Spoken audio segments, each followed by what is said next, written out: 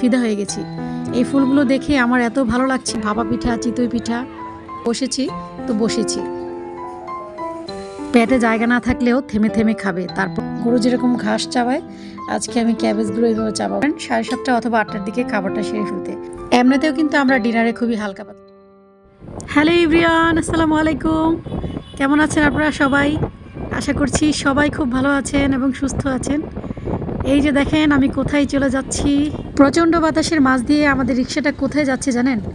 দিয়াবাড়ি যাচ্ছে, আমাদের উত্তরার দিয়াবাড়ি। আজকে আমি যেই জায়গাটাতে যাচ্ছি সেখানে আমি কখনো যাইনি, আজকেই প্রথম যাচ্ছি। ঘরের ভিতর বসে থাকতে থাকতে না একদম বোরিং হয়ে গেছি গাইস, সেজন্য ভাবলাম যে একটু ঘুরে আসি। আমি আর আমার ফ্রেন্ড দুজনে মিলেই এখন যাচ্ছি। তো ছেলে মেয়েদেরকে কেন নিয়ে আসিনি সেটা আস্তে আস্তে আপনাদেরকে বলবো। এই জায়গাটিতে আজকেই আমি প্রথম এসেছি, আর প্রথম এসেই একদম ফিদা হয়ে গেছি। এই ফুলগুলো দেখে আমার এত ভালো লাগছিল, কি বলবো আর আপনাদেরকে।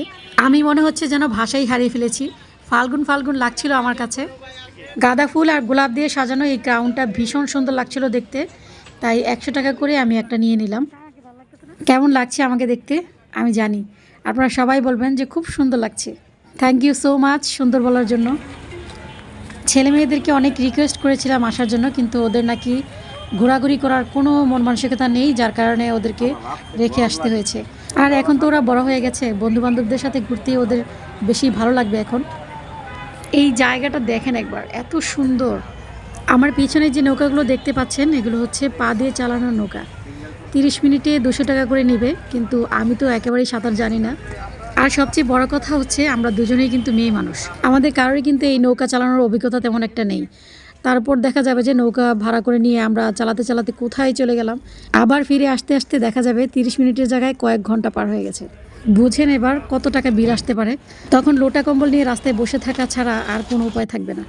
যাই হোক, এই জায়গাটা আমরা চুজ করেছি, এখানে বসবো আর বসে বসে নৌকা দেখব। আমরা নৌকায় বসে মজা করতে পারিনি বলে কি হয়েছে, অন্যের মজা করা দেখবো এখানে বসে বসে। এখন হয়তো অনেকেই বলতে পারেন যে ছেলে মেয়েদেরকে তো নিয়ে আসেননি, ঠিক আছে, কিন্তু ভাইয়াকে কেন নিয়ে আসলেন না? আসলে আপনাদের ভাইয়া তো ঢাকায় নেই, সে ঢাকার বাইরে আছে, দেশের বাড়িতে আছে। তো দেশের বাড়িতে তাদের মসজিদে বিশাল ওয়াজ মাহফিলের অনুষ্ঠান করা হয়েছে। তো সম্পূর্ণ দায়িত্ব হচ্ছে আপনাদের ভাইয়ার উপর, যার কারণে ওকে যেতেই হয়েছে। আমারও কিন্তু বাড়িতে যাওয়ার একটা প্ল্যান ছিল, ভেবেছিলাম এই শীতে বাড়ি থেকে সবাই মিলে ঘুরে আসব, কিন্তু ছেলে মেয়েদের পরীক্ষার জন্য আসলে সেটা আর হয়ে উঠলো না। ছেলেমেয়েরা যখন ছোট থাকে তখন তাদের সিজনালি ভ্যাকেশন থাকে, তো বড় হয়ে গেলে কিন্তু সেটা আর থাকে না। এই মেনু কার্ডটাতে সব কফির আইটেম, তো আমরা একটা কোল্ড কফি অর্ডার করেছি। ভেবেছিলাম রুটি দিয়ে হাঁসের মাংস খাবো, এখানে নাকি খুব সুন্দর হাঁসের মাংস রান্না করা হয়। পরে এখানে এসে জানতে পারলাম এই আইটেমটা শুধুমাত্র সকালেই রান্না করা হয়, আর আমরা তো বিকালে এসেছি, যার কারণে এই আইটেমটা আমাদের একেবারেই মিস হয়ে গেছে। তো যাই হোক, পরের বার যখন আবার আসবো তখন সকালবেলায় আসবো। আমরা এই জায়গাটাতে আসার পর ঘাপটি মেরে যে এখানে বসেছি। এখান থেকে উঠে যে কোথাও একটু ঘুরবো, দেখবো চারপাশটা, সেটার মন মানসিকতা একেবারেই ছিল না, কারণ এই জায়গাটা আমার ভীষণ ভালো লাগছিল।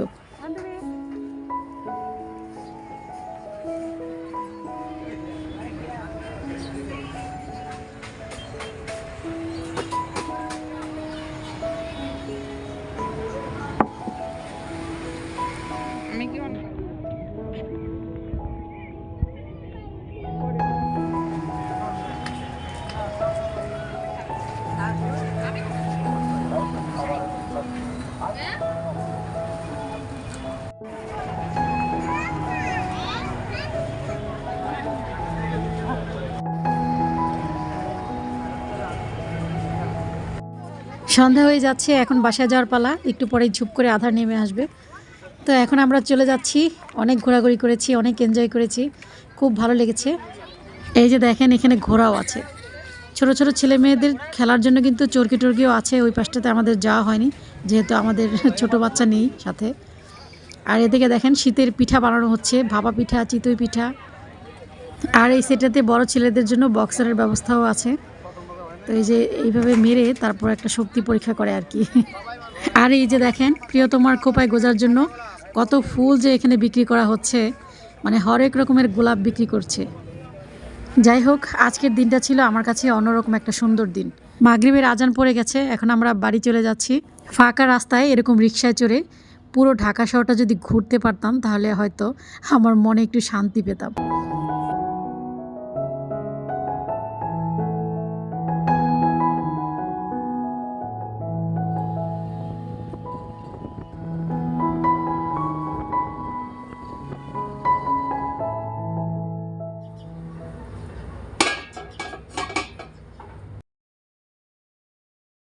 বাসায় এসে 10 মিনিটের মতো রেস্ট নিয়ে এখন রান্না করে চলে এসেছি। তো বাইরের খাবার বেশি একটা আমার কাছে সুবিধার মনে হয় না, সেজন্য ওদের জন্য কিছু নিয়ে আসিনি। তাই ভাবলাম ওদের আজকে পছন্দের খাবারগুলো রান্না করে দিই। আমার ছেলেমেয়েরা অবশ্য বাইরের খাবারের চেয়ে আমার হাতের রান্না করা খাবারই বেশি পছন্দ করে। তো এখন ওদের জন্য আমি নুডলস রান্না করে দিব আর বুট ভেজে দেব। তো এই 2টা আইটেমই কিন্তু ওরা খুব বেশি পছন্দ করে। আজকে আমি একটু ঝালঝাল করে নুডলস রান্না করব। এভাবে নুডলস রান্না করলে খেতে অনেক ভালো লাগে। বিশ্বাস না হলে আজকে আমি যেভাবে নুডলস রান্না করব, এভাবে আপনারা একদিন নুডলস রান্না করে খেয়ে দেখবেন, অনেক ভালো লাগে। খুব বেশি সিদ্ধ করা যাবে না, একদম হালকা সিদ্ধ করে নামিয়ে নেব। আর গরমে গরমে এমনিতেই অনেক সিদ্ধ হয়ে থাকবে। আর নুডলস যদি বেশি সিদ্ধ হয়ে যায় তাহলে রান্না করার সময় দেখা যাবে আরও বেশি ভর্তা হয়ে গেছে। সেজন্য একটু শক্ত থাকতে থাকতেই নামিয়ে ফেললে বেশি ভালো হয়। এখন আমি গোটা কয়েক আলু সিদ্ধ করে নিচ্ছি, কারণ এই কয়েকটা আলু দিয়ে আমি ক্যাবেজ রোল বানাবো। আমি জীবনেও এই ক্যাবেজ রোলটা বানাই নাই, তবে আজকে এই প্রথম বানাচ্ছি, জানি না কেমন হবে। যেহেতু আমরাই খাবো, ভালো হলে তো ভালো, আর মন্দ হলে তেমন কোনো সমস্যা নেই। এই পাতাটা নিয়ে নিচ্ছি, যেহেতু বাঁধাকপিটা একেবারেই ছোট, পাতাগুলো বের করতে করতে দেখা যাবে যে আরও ছোট হয়ে যাবে। এই কয়েকটাই অবশ্য হয়ে যাবে। এখন পানিতে সামান্য একটু লবণ দিয়ে পাতাগুলোকে প্রায় 10 মিনিটের মতো সিদ্ধ করে নেব। একটু ভালো করে সিদ্ধ না করলে আসলে একটু শক্ত শক্ত লাগবে, সেজন্য একটু ভালো করে সিদ্ধ করে নিতে হবে।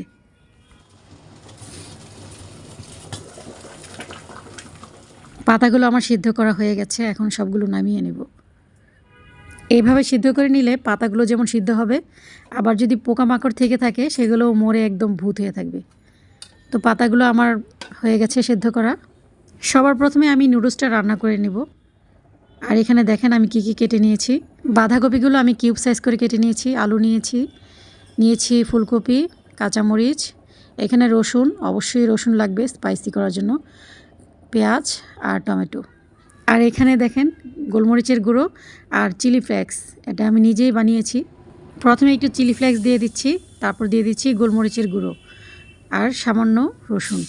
আমি যখনই নুডলস রান্না করি তখনই কিন্তু এই তরিকায় সবসময় নুডলস রান্না করি, কারণ আমার ছেলেমেয়েরা অনেক বেশি পছন্দ করে এইভাবে রান্না করলে।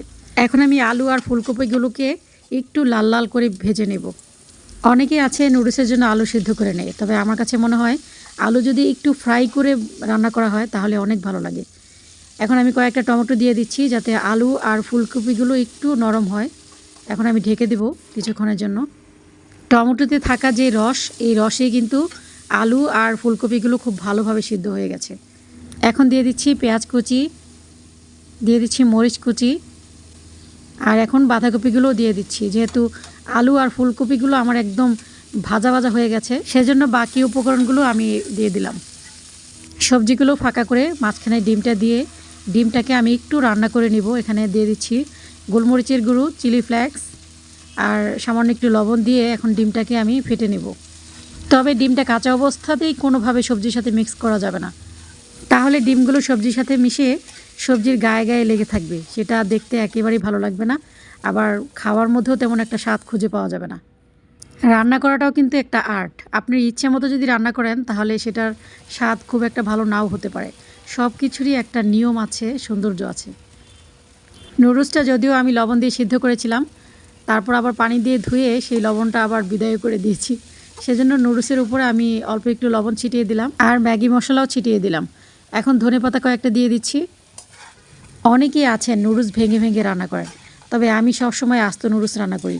আমার কাছে মনে হয় কাঁটা চামচে নুডলস নেওয়ার পর যদি সেটা লম্বা না হয় তাহলে সেটা খেতে একদমই ভালো লাগে না। এটা আমার ধারণা আর কি। এখন সবগুলো উপকরণের সাথে যাতে নুডলসটা খুব ভালোভাবে মিক্স হয়, সেজন্য আমি ঝাঁকিয়ে ঝাঁকিয়ে এটাকে মিক্স করছি। অনেকেই ভাবতে পারেন মাত্র 3 জন মানুষ খাবে, এত নুডলস দিয়ে কি হবে। ওই যে বললাম না, আমার হাতের নুডলস বলে কথা। পেটে জায়গা না থাকলেও থেমে থেমে খাবে, তারপরেও খাবে, কারণ নুডলস ওরা কিন্তু ভীষণ পছন্দ করে। আর এভাবে নুডলস রান্না করলে তো কোনো কথাই নেই। আর আজকে ডিনার শুধু এইসব আইটেম দিয়েই করা হবে, সেজন্য একটু বেশি বেশি করেই রান্না করেছি। আজকে আমি যেই ছোলা বুটটা রান্না করছি এটা শুধু এমনিতেই খাবে, যার কারণে আমি এভাবে একদম হালকা মশলা দিয়ে রান্না করছি। আবার মুড়ি দিয়ে আমরা যে ছোলা বুটটা খাই সেটা আবার মশলা একটু বেশি দিয়ে তারপর রান্না করি। হয়ে গেছে, এটাকে আমি একটু পরে পেঁয়াজ মরিচ দিয়ে সাজিয়ে নেব। ক্যাবেজ রোলের পুরের জন্য এখন আমি দিয়ে দিচ্ছি চিলি ফ্লেক্স, গোলমরিচের গুঁড়ো, রসুন কুচি, পেঁয়াজ কুচি, এখন সামান্য একটু লবণ দিয়ে নেড়ে চেড়ে তারপর দিয়ে দিচ্ছি কাঁচামরিচ কুচি। এইভাবে পুর বানিয়ে আলুর চপ বানালেও কিন্তু খেতে অনেক ভালো লাগবে। এখন দিয়ে দিচ্ছি ম্যাশ করে রাখা আলু। এটাকে মশলার সাথে খুব ভালো করে মিশিয়ে নেড়ে চেড়ে ভাজতে হবে। এখন দিয়ে দিচ্ছি ম্যাগি মশলা। এই ম্যাগি মশলাটা দিলে স্বাদটা অনেক ভালো আসে। দিয়ে দিলাম ধনেপাতা কুচি। এখন আরেকটু নেড়ে চেড়ে জাস্ট নামিয়ে ফেলবো। ক্যাবেজ রোলটা খেতে হচ্ছে এরকম টাইপের।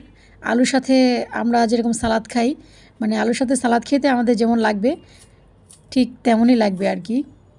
জীবনে প্রথমবার কোনো একটা নতুন কাজ ধরেই যদি আপনি সেটার সাকসেস চান, তাহলে সেটা বোকামি ছাড়া আর কিছুই না। তো ক্যাবেজ রোল আজকে আমি প্রথম যেহেতু বানাচ্ছি, আমার অনেক ভুল হবে। এই যে দেখেন, এই মোটা অংশটা যে বাদ দিতে হবে সেটা আমি একেবারেই ভুলে গিয়েছি। আসলে ক্যাবেজ রোল বানাতে হলে একটু বড় টাইপের ক্যাবেজ নিতে হয়। আমি যেহেতু ছোট টাইপের ক্যাবেজ নিয়েছি, যার কারণে আমি পুরো পাতাটাই নিয়ে নিয়েছি। আর পুরো পাতাটা নেওয়ার কারণে দেখা যাচ্ছে যে উপরের শক্ত অংশটা বাদ দিতে আমি ভুলে গিয়েছি। আর উপরের শক্ত অংশটা যদি আমি বাদ দিয়েই ফেলতাম, তাহলে আমার রোল বানানোর আর কোনো জায়গাই থাকতো না। কিন্তু আমার যেটা করা উচিত ছিল, ভিতর থেকে একদম নরম পাতা নিয়ে তারপর রোলটা বানানো। ছোলা বুটগুলো গরম থাকতে থাকতে এখানে আমি পেঁয়াজ কুচি, মরিচ কুচি, ধনেপাতা কুচি, তারপর একটু ম্যাগি মশলা দিয়ে দিচ্ছি এভাবে। এখন দিয়ে দিচ্ছি শসা কুচি। শসা আর পেঁয়াজগুলোকে আমি কিউব সাইজ করে কেটে নিয়েছি, একদম পাতলা পাতলা করে। একটু লেবু রস দিতে পারলে অনেক ভালো হতো, ফ্রিজে একটা লেবুও নাই। তো যাই হোক, আমার ক্যাবেজ রোলগুলো বানানো হয়ে গেছে। দেখতে তো মাশাআল্লাহ অনেক সুন্দর লাগছে, এখন খেতে কেমন লাগবে আল্লাহই জানে। আজকে আমি গরু হয়ে যাব, গরু। গরু যেরকম ঘাস চাবায়, আজকে আমি ক্যাবেজগুলো এইভাবে চাবাবো বসে বসে। গাইস, এই যে দেখেন, বাহির থেকে ঘুরে আসার যে রসটা ছিল সেটা রান্নাঘরে রান্না করতে করতে শুকিয়ে ফেলেছি। তো যাই হোক, রাতের ডিনারের জন্য আমি এই কয়েকটা পদ রান্না করেছি ছেলে মেয়েদের জন্য। এমনিতেও কিন্তু আমরা ডিনারে খুবই হালকা পাতলা খাবার খাই। আজকেই মনে হচ্ছে যে একটু ভারী খাবার রান্না করে ফেলেছি। আর রান্না করতে করতে দেখেন কয়টা বেজে গেছে, 7:30 বেজে গেছে। আমাদের বাসার সবাই রাতে 7:30 অথবা 8টার দিকে ডিনার সেরে ফেলি, কারণ এটা স্বাস্থ্যের জন্য কিন্তু অনেক ভালো। আপনারাও কিন্তু চেষ্টা করবেন 7:30 অথবা 8টার দিকে খাবারটা সেরে ফেলতে। এতে খাবারটা খুব দ্রুত হজম হয়ে যায়। আমার আজকের ভিডিওটি আপনাদের কাছে কেমন লেগেছে অবশ্যই কিন্তু কমেন্ট করে জানাবেন। আর যদি ভালো লেগে থাকে তাহলে প্লিজ একটা লাইক করে দিবেন। আজ এই পর্যন্তই, ফিরে আসবো নতুন আরেকটি ব্লগ নিয়ে। সেই পর্যন্ত সবাই ভালো থাকবেন, আমার জন্য দোয়া করবেন। আল্লাহ হাফিজ, আসসালামু আলাইকুম।